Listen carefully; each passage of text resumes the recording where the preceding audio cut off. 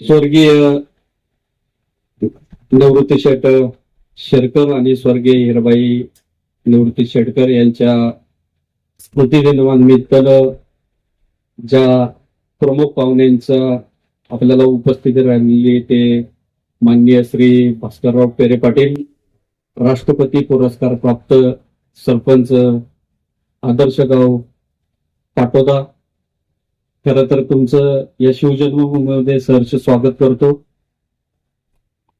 या कार्यक्रमाच्या निमित्तानं अनेक दिग्गज मान्यवरांना आम्ही नेहमी या ठिकाणी बोलवत असतो. पण त्याच्यामध्ये अनेक कलाकार या ठिकाणी येऊन गेले, अनेक वक्ते येऊन गेले, परंतु गेले 2 वर्षापासून आमच्यातला आमच्या भावना समजून घेणारा, आमच्या भावना मांडणारा, गावकीत भावकीत आणि शेतकऱ्यांच्या मधला माणूस आम्हाला एक वक्ता म्हणून पाहिजे होता. म्हणून खऱ्या अर्थानं गेले मागच्या वर्षी आम्ही प्रयत्न केला, त्याच्या मागच्या वर्षी प्रयत्न केला, परंतु आपल्या तारखा काही मिळाल्या नाही. परंतु या वर्षीची आपली तारीख मिळाली, आपण ती मान्य केली, आमची विनंती मान्य केली.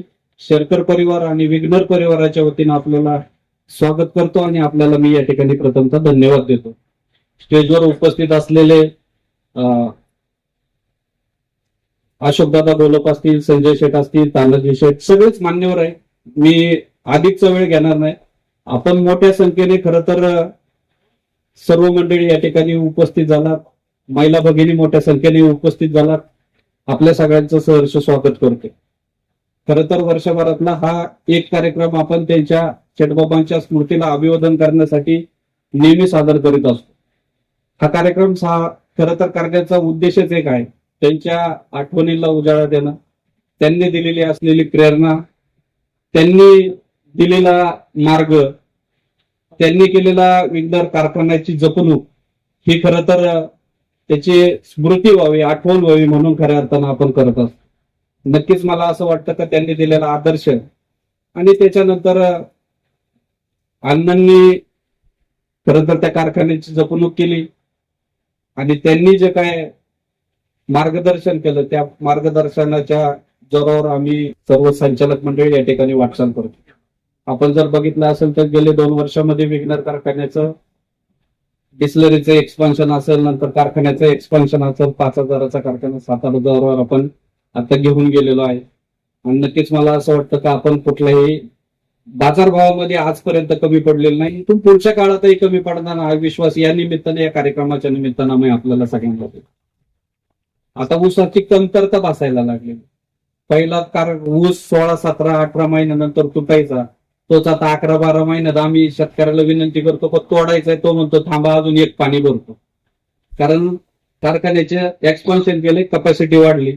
मागच्या वर्षी कमीत कमी 10 लाखाच्या पुढे क्रशिंग व्हायला पाहिजे होतं, ते 7-7.5 लाखावरती क्रशिंग झालं, 8 लाखावरती क्रशिंग झालं नाही. साधारण नाही म्हटलं तरी आर्थिक बोजा किंवा आर्थिक घडी त्याची वीज काढल्यासारखी या निमित्तानं. नक्कीच मला असं वाटतं की कालची जर बातमी तुम्ही जर बघितली असेल त्यामध्ये स्पष्टपणाने आम्ही उल्लेख केलेला आहे, त्या शेतकऱ्यांनी 12 महिने ऊस लावला आणि 12 महिने ऊस लावला तरी काही अडचण नाही. आपण कारखान्याच्या माध्यमातून तो तोडायची जबाबदारी कारखान्याची असेल. वर्षभरामध्ये 2 वेळेला ऊस तुटून आणू शकतो जर शेतकऱ्याने ऊस चांगला पिकवला तर. आणि मला असं वाटतं का आजची परिस्थिती जर बघितली तर परवाच मोदींनी सांगितलं त्या सगळ्या गोष्टींचा म्हणजे सोनं खरेदी करू नका, डिझेल पेट्रोल व्यवसायाला, म्हणजे पुढे भविष्यामध्ये आर्थिक मंदी येऊ शकते.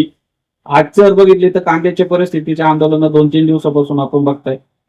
भाजीपाल्याचं मार्केटची सगळी परिस्थिती आपल्याला सगळ्यांना सगळे शेतकरी, मी काय त्याच्यावरती विश्लेषण करणं काय मला वाटत नाही करायला पाहिजे, परंतु शास्त्रीय आणि शेतकऱ्याला हमी भाव देणारं पीक असेल तर तो फक्त ऊस आहे. त्याच्यामुळे शेतकऱ्यांनी जास्तीत जास्त ऊस लावा, जास्तीत जास्त बाजारभाव द्यायचं काम आम्ही सर्व मंडळी या निमित्तानं करू. वेळेवर ऊस तोडायचं काम सुद्धा कारखान्याच्या माध्यमातून आम्ही करू. आम्ही सर्व संचालक मंडळी सातत्याने शेतकरी हिताचे निर्णय, संस्था टिकली पाहिजे त्याच्यासाठीचे निर्णय, आमचे सर्व अधिकारी असतील, कर्मचारी असतील, हे शेतकऱ्यांच्या हिताच्या दृष्टीने या ठिकाणी काम करत आलेले आहेत.